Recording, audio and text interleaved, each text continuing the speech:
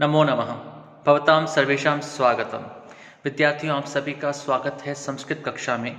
और विद्यार्थियों, आज हम आपसे बात करने जा रहे हैं हितोपदेश मित्र लाभ की कपोत मूषक कथा के बारे में।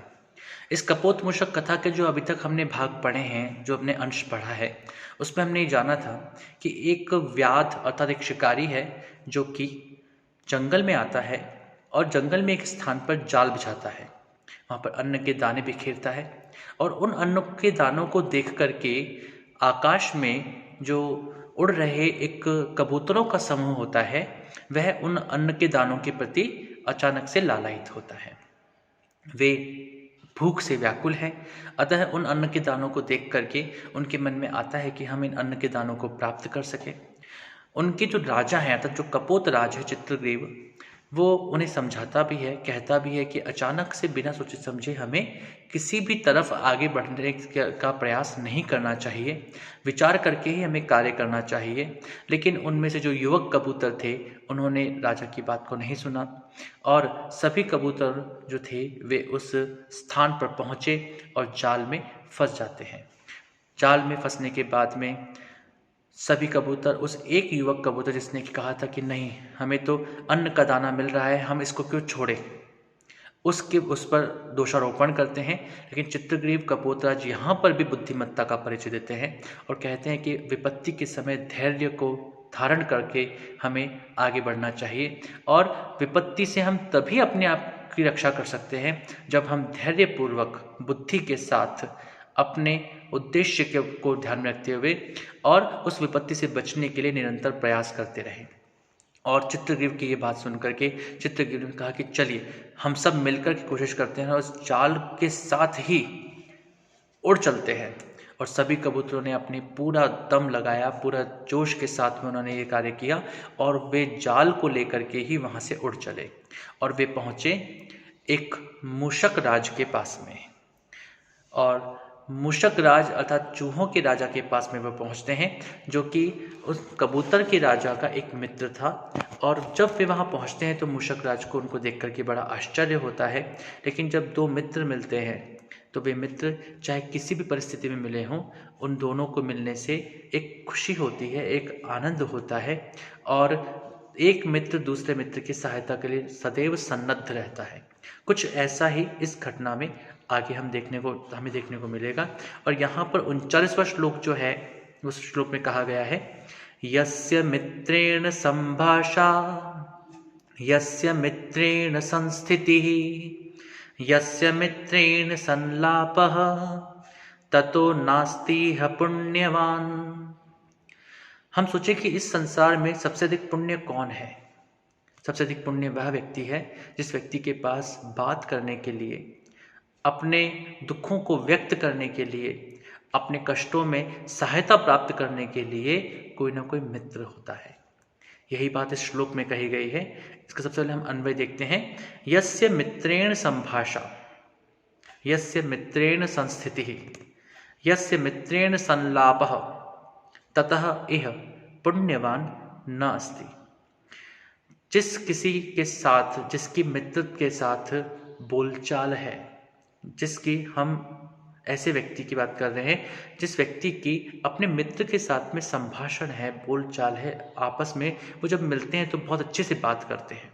तो ऐसा कोई व्यक्ति जो कि मित्र के साथ में अच्छे से बात कर सकता है, इसके साथ ऐसे मित्र हैं जो कि अच्छे से बात करने के लिए वे सदैव तत्पर रहते हैं, जिसका मित्रों के साथ निवास है, जिसके मित्र के साथ आपसी बातचीत होती है, उससे अधिक पुण्यवान इस संसार में कोई नहीं है। यस्य अर्थात जिस पुरुष का, जिस व्यक्ति का मित्रेण अपने मित्र के साथ में संभाषा, अच्छा वार्तालाप है, सम्यक भाषण है। यस्य पुंसः मित्रेण संस्थिति, संस्थिति अर्थात सहनिवास अर्थात साथ में रहना हम चाहते हैं या फिर जिसके साथ रहने के लिए मित्र मौजूद हैं। यस्य मित्रेण संलापः, और जिसके पास ऐसे मित्र हैं जिन मित्रों के साथ वह संलाप अर्थात सम्यक प्रकार से भाषण, गोष्ठी, आपसी चर्चा, विचार विमर्श, सलाह मशविरा कर सकते हैं। ततः उस व्यक्ति से यह इस संसार में पुण्यवान, भाग्यवान कौन है। कोई उससे अधिक भाग्यवान नहीं हो सकता है।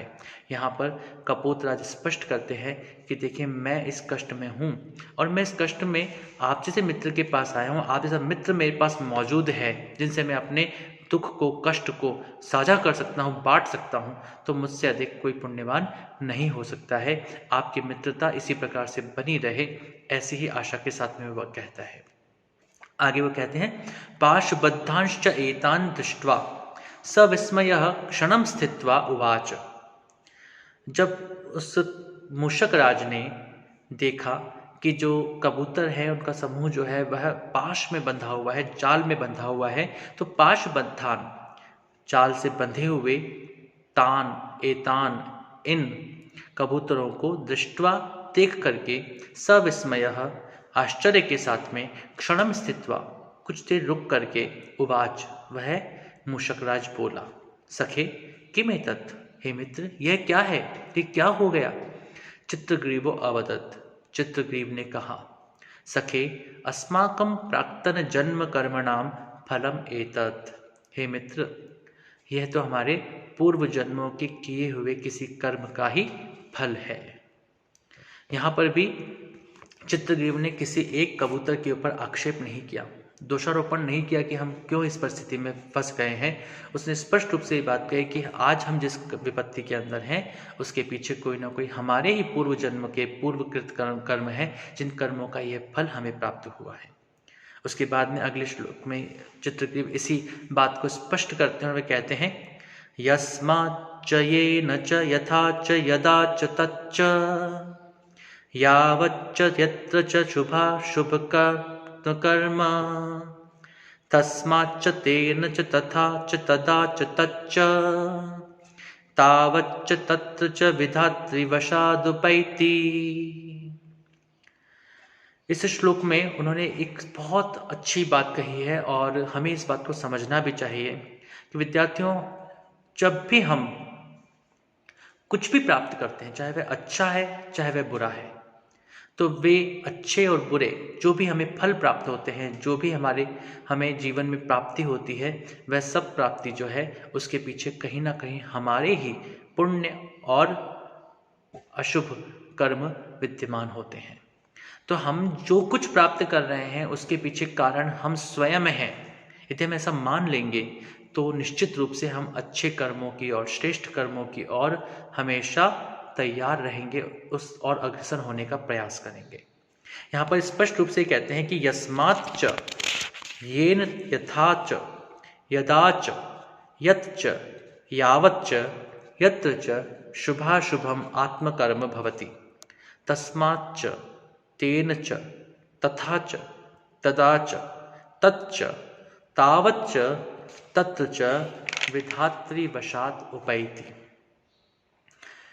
जिस कारण से, जिस इंद्रिय से, जिस प्रकार से, जिस काल में, जैसा जिस देश में अपना अच्छा या बुरा किया हुआ कर्म है, उसी प्रकार से, उसी कारण से, उसी के द्वारा, उसी काल में, वैसा ही, उतना ही उस देश में उस कर्म फल को मनुष्य दैव योग से प्राप्त करता है।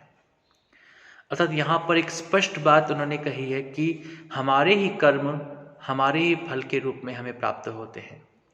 जो हम कर्म करते हैं उसी के अनुसार हमें फल की प्राप्ति होती है।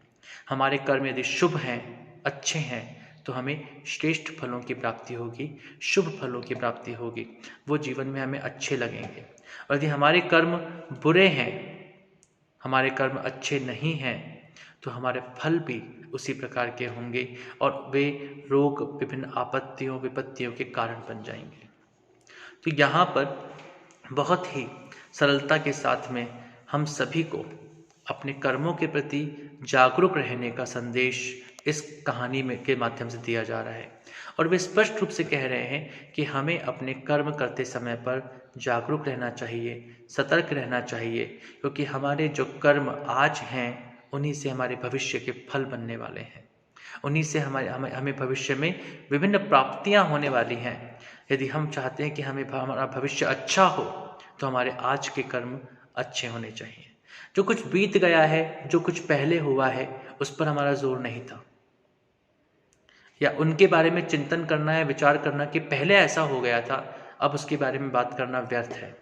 हमें आज से, इसी क्षण से ये प्रतिज्ञा लेनी चाहिए कि हम अब जो भी कार्य करेंगे वे कार्य उचित होंगे और वे कार्य हमें जीवन पथ पर आगे बढ़ाने वाले होंगे, वे हमें पुण्य फल की प्राप्ति कराने में समर्थ होंगे, हमारे कर्म सदैव शुभ कर्म के रूप में होंगे। तो आज हमने इन श्लोकों को पढ़ा, आगे श्लोकों को भी हम अध्ययन करते रहेंगे। आपका बहुत बहुत धन्यवाद, और अगले पाठ में इस कहानी को हम और आगे बढ़ाएंगे। तब तक के लिए धन्यवाद। नमो नमः। शुभम भवतु। पुनर्मिलामः।